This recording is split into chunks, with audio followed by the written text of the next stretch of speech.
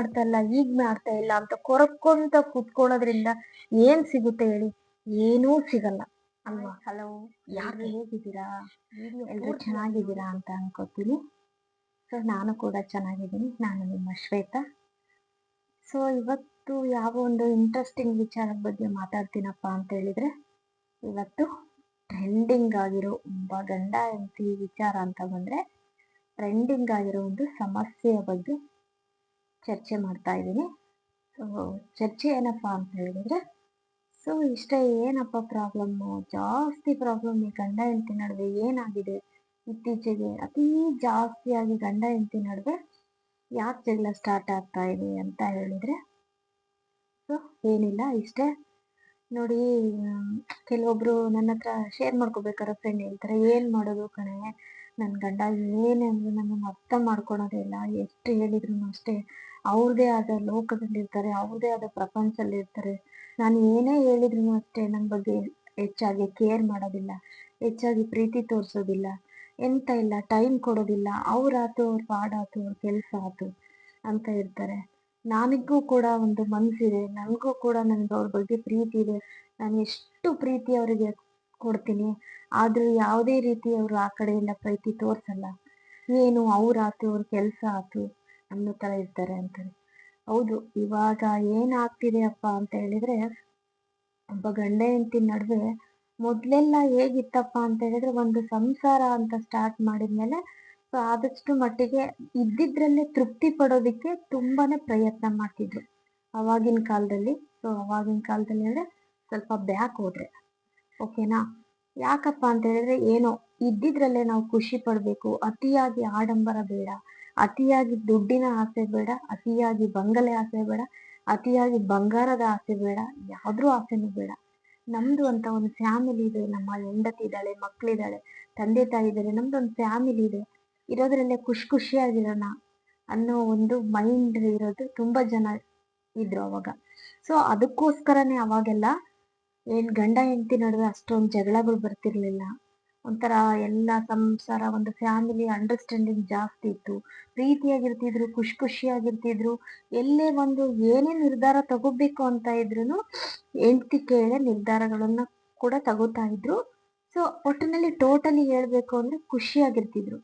ಇವಾಗ ಹೇಗ್ ಆಗಿದೆ ಅಪ್ಪ ಅಂತ ಹೇಳಿದ್ರೆ, ಮದ್ವೆ ಆಗ್ಬೇಕಾ, ಆಗ್ಬೇಕು, ಜೀವನ ನಡೆಸ್ಬೇಕು, ಹೆಂಡ್ತಿ ಮನೇಲಿದ್ದಾಳ, ಇರ್ಬೇಕು, ಮಕ್ಕಳು ನೋಡ್ಕೋಬೇಕು, ಕೆಲಸ ಮಾಡ್ಬೇಕು, ಅಷ್ಟೆ. ಇವೆಲ್ಲ ಅದು ಅವ್ರ ಕರ್ತವ್ಯ. ಓಕೆನಾ. ನಾನು ಹೇಳ್ತಿರೋದು ಇಬ್ರದ್ದು ಸೇರಿಸಿ. ಸೊ ಒಂದು ಹೆಣ್ಣಾಗಿ ಹೇಳ್ಬೇಕು ಅಂತ ಹೇಳಿದ್ರೆ, ಒಬ್ಬ ಹೆಂಡತಿ ಸ್ಥಾನದಲ್ಲಿ ನಿಂತ್ಕೊಂಡು ಹೇಳ್ಬೇಕು ಅಂತ ಹೇಳಿದ್ರೆ, ಕೆಲವೊಂದು ನನ್ನ ಗಮನಕ್ಕೆ ಬಂದಿರೋದು, ಸೊ ಎಲ್ಲೋ ಓದಿದ್ದು ಕೂಡ ಗಮನಕ್ಕೆ ಬಂದಿರೋದು ಕೂಡ ಹೇಳ್ತಿದ್ದೀನಿ. ಸೊ ಗಂಡ ಏನ್ ಮಾಡ್ತಾನೆ ಅಂತ ಹೇಳಿದ್ರೆ, ಅವಳು ಎಷ್ಟೇ ಪ್ರೀತಿ ತೋರಿಸಲ್ಲ, ಕೇರ್ ಮಾಡಲ್ಲ, ಎಂಥದ್ದು ಮಾಡಲ್ಲ, ಯಾವಾಗ ನೋಡಿದ್ರು ಫೋನು. ಅಂದ್ರೆ ಅವನು ಏನಪ್ಪ ಗಂಡ ಅಂದ್ರೆ, ಅವನಿಗೆ ಏನ್ ಬೇಕು, ಅವನಿಗೆ ಊಟದಲ್ಲಿ ಖುಷಿ ಸಿಗುತ್ತಾ, ಊಟ ಮಾಡ್ತಾರೆ, ಒಂದು ಬಟ್ಟೆ ಹಾಕೋದ್ರಲ್ಲಿ ಖುಷಿ ಪಡುತ್ತಾ, ಬಟ್ಟೆ ಹಾಕೋತಾರೆ, ಸೊ ಹೊರಗೆ ಹೋಗೋದ್ರಲ್ಲಿ ಖುಷಿ ಇರುತ್ತಾ, ಹೊರಗೆ ಹೋಗ್ತಾರೆ. ಸೊ ಫೋನು, ಅವ್ರ ಫ್ರೆಂಡು, ಅದ್ರಲ್ಲೇ ಮುಳುಗೋಗಿರ್ತಾರೆ ಅವ್ರ ಕೆಲಸ. ಆದ್ರೆ ನನ್ನ ಹೆಂಡತಿಗೆ ಅಂತ ಏನಾದ್ರೂ ಒಂದ್ ಅರ್ಧ ಗಂಟೆ ಟೈಮ್ ಕೊಟ್ಟು ಪ್ರೀತಿಯಿಂದ ಮಾತಾಡ್ಸ್ಕೊಳೋದೇ ಇರ್ಬೋದು, ಎಲ್ಲೋ ಹೊರಗೆ ಕರ್ಕೊಂಡು ಹೋಗೋದೇ ಇರ್ಬೋದು, ಎಲ್ಲೋ ಹೊರಗೆ ಕರ್ಕೊಂಡು ಹೋಗಿದ್ರು ಪರವಾಗಿಲ್ಲ. ಸೊ ಅಟ್ಲೀಸ್ಟ್ ಹೆಂಡತಿಗೆ ಅಂತ ದಿನದಲ್ಲಿ ಅರ್ಧ ಗಂಟೆ ಆದ್ರೂ ಕೊಡ್ತಿದಾರ? ಇವಾಗ ಇಲ್ಲ. ಏನಾದ್ರೂ ಗಂಡ ಹೇಳಕ್ ಹೋದ್ರೆ, ಸೊ 24 ಗಂಟೆ ನಿನ್ ಮುಂದೆ ಕೂತ್ ಬಿಡ್ತೀನಿ, ನಂಗೇನ್ ಬೇರೆ ಕೆಲ್ಸ ಇರಲ್ವಾ, ನಂದು ಕೆಲ್ಸ ಇದೆ, ಆಗಿದೆ ಹೀಗಿದೆ, ಎಷ್ಟೋ ಪ್ರಯತ್ನ ಪಟ್ಟಿರ್ತೀರ ಅಲ್ವಾ, ಒಳ್ಳೆ ಮಾತಿಂದ ಹೇಳಿರ್ತೀರ, ಬಿಡಿಸಿ ಹೇಳಿರ್ತೀರ, ಜಗಳ ಮಾಡಿ ಹೇಳಿರ್ತೀರ ಅಲ್ವಾ, ಇನ್ನ ಮಾತು ಬಿಟ್ಟು ಕೂಡ ಹೇಳಿರ್ತೀರ, ಜಗಳ ವಿಕೋಪಕ್ಕೂ ಸಹ ಹೋಗಿರುತ್ತೆ. ಆದ್ರೆ ಅವ್ರು ಸರಿಯಾಗಿರ್ತಾರ? ಒಂದ್ಸತಿ ಗಮನ ಕೊಡಿ. ಇಲ್ಲ ತಾನೆ. ಇದ್ರಿಂದ ನಾನೇನ ಹೇಳೋದು, ಇದರಿಂದ ನಿಮ್ಗೆ ಎಷ್ಟು ನೋವಾಗಿರುತ್ತೆ ಅಂತ ಗೊತ್ತು ಅಲ್ವಾ. ನನಗೂ ಕೂಡ ಕೆಲವೊಂದ್ಸತಿ ನೋವಾಗುತ್ತೆ. ಅವಾಗ ನಾವು ತಪ್ಪು ಮಾಡೋದು ಇಲ್ಲೇ ಅಲ್ವಾ. ಏನ್ ತಪ್ಪು ಮಾಡ್ತೀವಿ ಅಂತ ಹೇಳ್ತೀವಿ ನೋಡಿ. ಅವ್ರು ಎಷ್ಟೇ ನಾವು ಹೇಳಿದ್ರು, ಎಷ್ಟೇ ಸತಿ ತಿಳಿ ಹೇಳಿದ್ರು, ಮಾತು ಬಿಟ್ಟು ಹೇಳಿದ್ರು, ಜಗಳ ಮಾಡಿ ಹೇಳಿದ್ರು, ಅವರು ನಮ್ಮ ವಿಚಾರದಲ್ಲಿ ಸರಿ ಆಗ್ತಿಲ್ಲ ಅಂದಾಗ ನಾವು ಅವ್ರನ್ನ ಆದಷ್ಟು ಆ ವಿಚಾರ ಹೇಳೋದನ್ನ ಬಿಟ್ಬಿಡ್ಬೇಕು. ಯಾಕಪ್ಪ ಅಂತ ಹೇಳಿದ್ರೆ ಒಬ್ಬ ವ್ಯಕ್ತಿಗೆ 1 ಸತಿ ಹೇಳ್ ನೋಡ್ಬೇಕು, 2 ಸತಿ ಹೇಳ್ ನೋಡ್ಬೇಕು, 3 ಸತಿ ಹೇಳ್ ನೋಡ್ಬೇಕು. ಸೊ ಅವ್ರು ಏನೇ ನೀವ್ ಹೇಳಿದ್ರು ಅವರು ನಿಮ್ಮ ಕಂಟ್ರೋಲಿಗಾಗ್ಲಿ, ನಿಮ್ಮ ಪ್ರೀತಿಗಾಗ್ಲಿ ಯಾವ್ದಕ್ಕೂ ಕರಗ್ತಾ ಇಲ್ಲ. ಸೊ ಅವ್ರು ಮಾಡಿದ್ದೇ ಸರಿ, ನಾನ್ ಮಾಡಿದ್ದೇ ಸರಿ, ನೀನ್ ಹೇಳೋದ್ ನಂಗೆ ಯಾವ್ದು ಸರಿ ಅನ್ನಿಸ್ತಾ ಇಲ್ಲ ಅಂತೇಳಿ ಅವ್ರದೇ ಆದವ್ರ ಪ್ರಪಂಚದಲ್ಲಿದ್ರು ಅಂದ್ರೆ ದಯವಿಟ್ಟು ಅದ್ರಿಂದ ನಿಮ್ ಖುಷಿ ಹಾಳ್ ಮಾಡ್ಕೋಬೇಡಿ ಅಂತ ಹೇಳ್ತೀನಿ. ಏನಪ್ಪ ಇವ್ಳು ಗಂಡ ಹೆಂಡತಿ ನಡುವೆ ಜಗಳ ಸ್ಟಾರ್ಟ್ ಆಗುತ್ತೆ, ಏನೋ ಒಂದು ಜಗಳ ಬರುತ್ತೆ ಹೋಗುತ್ತೆ, ಇಬ್ರು ಚೆನ್ನಾಗಿರ್ರಿ ಅಂತ ಹೇಳ್ಕೊಡೋ ಬಿಟ್ಟು ಈ ರೀತಿ ಸುಮ್ನಿದ್ಬಿಡಿ. ನಾನು ಆ ಅರ್ಥದಲ್ಲಿ ಹೇಳ್ತಾ ಇಲ್ಲ. ಯಾವ ಅರ್ಥದಲ್ಲಿ ಅಂದ್ರೆ, ಸೊ ಆ ವಿಚಾರದ ಬಗ್ಗೆ ನೀವು ಆದಷ್ಟು ಗಮನ ಹರಿಸೋದ್ ಬಿಟ್ಬಿಡ್ಬೇಕು. ಏಕೆ ಅಂತ ಹೇಳಿದ್ರೆ ನೀವು ಎಷ್ಟೇ ಸತಿ ಹೇಳಿದ್ರು, ಏನೇ ಸತಿ ಹೇಳಿದ್ರು ಸರಿಯಾಗಿರ್ತಾರ? ಇಲ್ಲ ತಾನೆ. ಅದ್ರಿಂದ ನೀವ್ ಏನ್ ಅನುಭವಿಸ್ತೀರಾ ಅಂತ ನಾನು ಹೇಳ್ಬಿಡ್ತೀನಿ. ಸೊ ಜಗಳ ಆದಾಗ ತುಂಬಾನೇ ದುಃಖ ಆಗುತ್ತೆ. ದುಃಖ ಅನುಭವಿಸ್ತಿರ್ತೀರಾ, ಕೊರಗ್ತಿರ್ತೀರಾ, ನಿದ್ದೆ ಬಿಡ್ತೀರಾ, ಊಟ ಬಿಡ್ತೀರಾ, ಪ್ರತಿಯೊಂದು ರೀತಿ ನೀವು ಅದೇ ಒಂದು ವಿಚಾರ ನಿಮ್ಮ ತಲೆಯಲ್ಲಿದ್ದಾಗ ಜಾಸ್ತಿ ಗಮನ ಅದರ ಕಡೆನೆ ಹೋಗುತ್ತೆ. ಸೊ ನಿಮ್ಮ ಬಗ್ಗೆ ನೀವು ಕೇರಿಂಗ್ ಇರಲ್ಲ. ಯಾರ್ ಮಾತಾಡ್ಸಿದ್ರು ಮಾತಾಡ್ಸ್ಬೇಕು ಅನ್ಸಲ್ಲ, ಎಲ್ಲಿಗೂ ಹೋಗ್ಬೇಕು ಅನ್ಸಲ್ಲ, ಊಟ ಮಾಡ್ಬೇಕು ಅನ್ಸಲ್ಲ, ಮಕ್ಕಳನ್ನ ಪ್ರೀತಿಯಿಂದ ನೋಡ್ಕೋಬೇಕು ಅನ್ಸಲ್ಲ, ಏನೋ ಒಂದ್ ಫ್ರೆಂಡ್ ಜೊತೆ ಬೆರಿಬೇಕು, ಹೋಗ್ಬೇಕು, ಯಾವುದೇ ವಿಚಾರದಲ್ಲೂ ಸಹ ಇಂಟ್ರೆಸ್ಟ್ ಖಂಡಿತ ಬರೋದಿಲ್ಲ. ಯಾಕಪ್ಪ ಅಂತ ಹೇಳಿದ್ರೆ, ನೋಡು ನನ್ ಗಂಡ ಈ ರೀತಿ ನಂಗ್ ಮಾಡ್ತಿದಾರಲ್ಲ, ಯಾಕಾಗ್ ಮಾಡ್ತಿದ್ದಾರೆ. ಸೊ ನಾವೇನ್ ಮಾಡ್ತೀವಿ, ಅದೇ ವಿಚಾರ ಬಗ್ಗೆ ಹೆಚ್ಚಾಗಿ ಗಮನ ಕೊಡೋದ್ರಿಂದ ಇವ್ ಯಾವ್ದು ವಿಚಾರ ಬಗ್ಗೆ ಗಮನ ಕೊಡಕ್ ಹೋಗಲ್ಲ. ಸೊ ಅದ್ರಿಂದ ನಮ್ಗೆ ನೋವಾಗುತ್ತೆ, ಅದರಿಂದ ನಾವು ತುಂಬಾ ಚಿಂತೆಗೀಡಾಗ್ತೀವಿ. ಯಾಕಪ್ಪ ಅಂದ್ರೆ ಒಂದು ಜೀವ, ಒಂದು ನಾವು ಮನುಷ್ಯರಾಗಿ ಹುಟ್ಟಿದೀವಿ ಅಂತ ಹೇಳಿದ್ರೆ ಖುಷಿಯಾಗಿರ್ಬೇಕು, ಖುಷಿಯಾಗಿ ಹೋಗ್ಬೇಕು. ಸೊ ಅದೊಂದೇ ಜೀವನ ಅಲ್ಲ. ಗಂಡ ಏನೋ ಮದ್ವೆ ಆಗ್ಬಿಟ್ಟಿರ್ತೀವಿ, ಅವ್ರು ಅರ್ಥ ಮಾಡ್ಕೊಳಲ್ಲ, ಇವತ್ತಲ್ಲ ನಾಳೆ ಅರ್ಥ ಮಾಡ್ಕೋತಾರೆ. ಅರ್ಥ ಮಾಡ್ಕೊಂಡ್ಲಿಲ್ಲ ಬಿಟ್ಟು ಹಾಕ್ಬಿಡಿ. ಸೊ ಆದಷ್ಟು ನೀವು ಖುಷಿಯಾಗಿರೋದ್ ನೋಡಿ. ಇನ್ನು ಅದರಿಂದ ಅಷ್ಟೇ ಅಲ್ವಲ್ಲ ಜೀವನದ ಖುಷಿಯಾಗಿರೋಕ್ ಸಾಧ್ಯ. ಸೊ ಒಳ್ಳೊಳ್ಳೆ ಬುಕ್ಸ್ ಓದಿ. ಸೊ ಅವ್ರು ಎಷ್ಟೇನೇ ಮಾಡಿದ್ರು ಅವ್ರು ಬದ್ಲಾಗ್ತಿಲ್ಲ ಅಂತ ಹೇಳಿದಾಗ, ಸೊ ನೀವೇ ಕೂಡ ಬದ್ಲಾಗಕ್ಕೆ ಪ್ರಯತ್ನ ಮಾಡ್ಬಿಡಿ. ಇಲ್ಲಾಂದ್ರೆ ಏನಾಗ್ಬಿಡುತ್ತೆ ಅಂತ ಹೇಳಿದ್ರೆ, ಸೊ ನಮ್ಮ ಅತಿ ಕೊರ್ಗಿ ನಮ್ಮ ಆರೋಗ್ಯದಲ್ಲಿ ಏರ್ಪೇರಾಗ್ಬೋದು. ಹೇಳಿದ್ನಲ್ಲ, ಇಷ್ಟೆಲ್ಲ ಪ್ರಾಬ್ಲಮ್ ಕೂಡ ಮತ್ತೆ ಆಗುತ್ತೆ. ಬೇರೆಯವ್ರನ್ನ ಬದಲಾಯಿಸಕ್ಕೆ ಮೊದ್ಲು ನಮ್ಮನ್ನ ನಾವು ಬದಲಾಯಿಸ್ಕೊಳೋದು ಉತ್ತಮ ಅಂತ ಹೇಳ್ತೀನಿ. ಏಕೆಂತಂದ್ರೆ ಸರಿ ಆಗಲ್ಲ, ಬಿಟ್ಬಿಡ್ಬೇಕು. ಒಂದು ಬುಕ್ಸಿನ ಕಡೆ ಗಮನ ಕೊಡಿ, ಒಳ್ಳೊಳ್ಳೆ ಕತೆ ಓದಿ, ಕಾದಂಬರಿ ಓದಿ, ನಿಮ್ಮ ಮನೆ ಹತ್ರ ಗಾರ್ಡನ್ ಏನಾದ್ರು ಇದ್ರೆ ಗಿಡಗಳ ಜೊತೆ ನಿಮ್ಮ ಟೈಮ್ ಸ್ಪೆಂಡ್ ಮಾಡಿ, ಗಿಡಗಳಿಗೆ ಪ್ರೀತಿ ತೋರಿಸಿ. ಸೊ ಅದರಿಂದ ನಿಜವಾಗ್ಲೂ ಪ್ರೀತಿ ರಿಟರ್ನ್ ಬರುತ್ತೆ. ಪ್ರಾಣಿ ಪಕ್ಷಿಗಳಿಗೆ ಪ್ರೀತಿ ತೋರಿಸಿ. ನೀವೆಷ್ಟು ಪ್ರೀತಿ ತೋರಿಸ್ತೀರೋ ಅದ್ರ ದುಪ್ಪಟ್ಟು ಪ್ರೀತಿ ತೋರಿಸುತ್ತೆ ಅಲ್ವಾ. ಸೊ ಮಕ್ಳ ಜೊತೆ ಟೈಮ್ ಕೊಡಿ.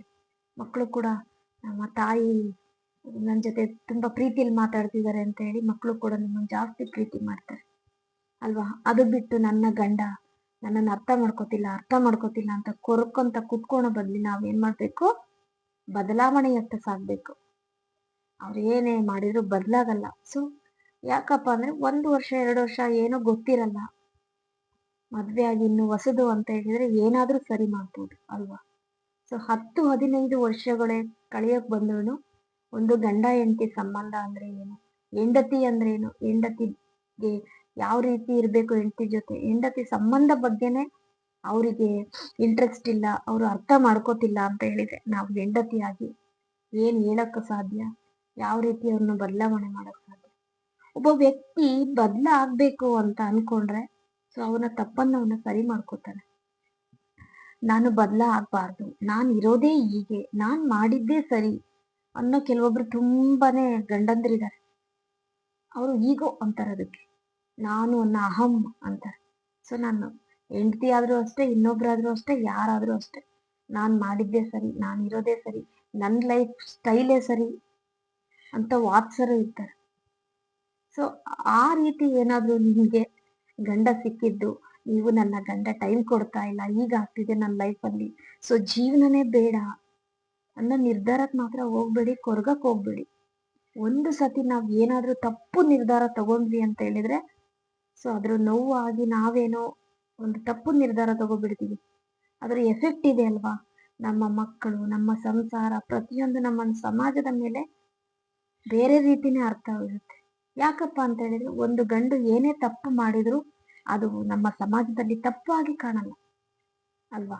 ಒಂದು ಹೆಣ್ಣು ಏನೇ ತಪ್ಪು ಮಾಡದೇ ಇದ್ರು ಸಹಿಸ್ಕೊಂಡು ಹೋದಷ್ಟು ಹೆಣ್ಣಿಗೆ ಅಪವಾದಗಳು ಜಾಸ್ತಿ ಬರುತ್ತೆ. ಅದು ಯಾವುದೇ ಕಾಲಕ್ಕೂ ಮುಂದೆ ಕಾಲಕ್ಕೂ ಸರಿಯಾಗಲ್ಲ ಬಿಡಿ. ಹೇಳ್ತಾರಷ್ಟೇ, ಬುಕ್ಸಲ್ಲಿ ಬರೀತಾರಷ್ಟೇ, ಫಿಲಮಲ್ಲಿ ಹೇಳ್ತಾರಷ್ಟೇ, ಧಾರಾವಾಹಿಯಲ್ಲಿ ತೋರಿಸ್ತಾರಷ್ಟೇ, ಬಾಯಲ್ಲಿ ಹೇಳ್ತಾರಷ್ಟೇ, ಕವನ ಬರೀತಾರಷ್ಟೇ. ನನ್ನ ಪ್ರಕಾರ ಏನೇ ಅಂದ್ರು ಹೆಣ್ಣಿಗೆ ಸಿಗುವಂತ ಬೆಲೆ ಇಷ್ಟೇ. ಇಷ್ಟೇ ಅಂದಾಗ ನಾವೇನ್ ಮಾಡ್ಬೇಕು, ಆದಷ್ಟು ಖುಷಿಯಾಗಿರೋ ಪ್ರಯತ್ನ ಮಾಡ್ಬೇಕು. ವ್ಯಕ್ತಿನ ಬದಲಾಯಿಸೋಕಿನ ಮೊದಲು, ವ್ಯಕ್ತಿ ಅನ್ನೋಕಿನ ಗಂಡನ ಬದಲಾಯಿಸೋಕಿನ ನಾವು ಸುಮ್ಮನಿದ್ಬಿಟ್ರೆ ಸೊ ಅರ್ಥ ಆಗೋದು ಬಿಡೋದು ಅವ್ರಿಗೆ ಬಿಟ್ಟಿದ್ದು. ಸೊ ಒಂದೇನಪ್ಪ ಅಂತ ಹೇಳಿದ್ರೆ ಇಷ್ಟೇನೆ ಜೀವನ, ಇಷ್ಟೇನೆ ಅಂತ ಹೇಳಿ ಸಮಾಧಾನ ಮಾಡ್ಕೋಬೇಕು. ಇನ್ನು ನಮ್ಮ ಖುಷಿ ಸಿಗೋ ಹತ್ರ ನಾವು ಟೈಮ್ ಸ್ಪೆಂಡ್ ಮಾಡಬೇಕು ಅಂತ ನಾನು ಹೇಳ್ತೀನಿ. ಸೊ ಈ ರೀತಿ ನಾವು ಖುಷಿಯಾಗಿರ್ಬೇಕು, ನಮ್ಮ ಸಂಗಾತಿ ನಮಗೆ ಟೈಮೇ ಕೊಡ್ತಾ ಇಲ್ಲ ಅಂತ ಕೊರಗೋ ಬದಲು ಈ ರೀತಿ ನಾವು ಸ್ವಲ್ಪ ಚೇಂಜಸ್ ಮಾಡ್ಕೋಬೋದು ಅಂತ ಅನ್ಸುತ್ತೆ. ಏನೋ ಗೊತ್ತಿಲ್ಲ, ಸೊ ನನಗೆ ಈ ವಿಚಾರ ಬಗ್ಗೆ ಮಾತಾಡಬೇಕು ಅನಿಸ್ತು, ಮಾತಾಡ್ತಾ ಇದ್ದೀನಿ, ಹೇಳ್ತಾ ಇದ್ದೀನಿ, ಶೇರ್ ಕೂಡ ಮಾಡ್ಕೋತಿದ್ದೀನಿ. ಸೊ ಇಷ್ಟ ಆಯಿತು ಅಂದರೆ ದಯವಿಟ್ಟು ನನ್ನ ಚಾನಲ್ ಕೂಡ ಸಬ್ಸ್ಕ್ರೈಬ್ ಮಾಡಿ. ಇನ್ನು ಈ ವಿಡಿಯೋದಲ್ಲಿ ಏನಾದರೂ ನಾನು ಹೇಳಿದ್ದು ತಪ್ಪಾಗಿ ಅನಿಸಿದರೆ ಕಮೆಂಟ್ ಮಾಡಿ. ಕಮೆಂಟ್ ಮಾಡೋಕ್ಕಿಂತ ಮೊದಲು ಒಂದು ರಿಕ್ವೆಸ್ಟ್ ಏನಪ್ಪ ಅಂತ ಹೇಳಿದರೆ, ವಿಡಿಯೋ ಪೂರ್ತಿಯಾಗಿ ನೋಡಿ ನಾನು ಏನು ಹೇಳಿದ್ದೀನಿ ಅಂತ ಅರ್ಥ ಮಾಡಿಕೊಂಡು ಕಮೆಂಟ್ ಮಾಡಿ. ಸುಮ್ಮನೆ ವಿಡಿಯೋ ತಮ್ಮನೇಲಿ ನೋಡಿಬಿಟ್ಟು ವಿಡಿಯೋನೇ ನೋಡ್ದಂಗೆ ಈ ರೀತಿನಾ ಅಂತ ಏನೋ ಒಂಥರ ಸಿಲ್ಲಿ ಕ್ವಶನ್ಸ್ ಕೇಳಬೇಡಿ. ನಮಗೂ ಕೂಡ ಬೇಜಾರಾಗುತ್ತೆ. ಇಷ್ಟೊಂದು ಟೈಮ್ ಕೊಟ್ಬಿಟ್ಟು ವಿಡಿಯೋ ಮಾಡಿರ್ತೀವಿ, ಇಷ್ಟೊಂದೆಲ್ಲ ಮಾಡಿರ್ತೀವಿ, ಅದಕ್ಕೆ ವಿಡಿಯೋನೇ ನೋಡಿದ್ರೆ ಬ್ಯಾಡ್ ಕಮೆಂಟ್ಸ್ ಮಾತ್ರ ಹಾಕಕ್ಕೆ ಹೋಗ್ಬಿಡಿ. ಇಷ್ಟು ಹೇಳಿ ನನ್ನ ನೆಕ್ಸ್ಟ್ ವಿಡಿಯೋದಲ್ಲಿ ಮತ್ತೆ ಒಂದು ಇಂಟ್ರೆಸ್ಟಿಂಗ್ ವಿಚಾರದಲ್ಲಿ ಸಿಗೋಣ ಅಂತ ಹೇಳ್ತಾ ಇವತ್ತಿಗೆ ನನ್ನ ಟಾಪಿಕ್ನ ಮುಗಿಸ್ತಾ ಇದ್ದೀನಿ. ಇಷ್ಟೊತ್ತು ನನ್ನ ವಿಡಿಯೋ ಕೇಳಿದ್ದಕ್ಕೆ ಸಮಾಧಾನದಿಂದ ಥ್ಯಾಂಕ್ ಯು ಸೋ ಮಚ್.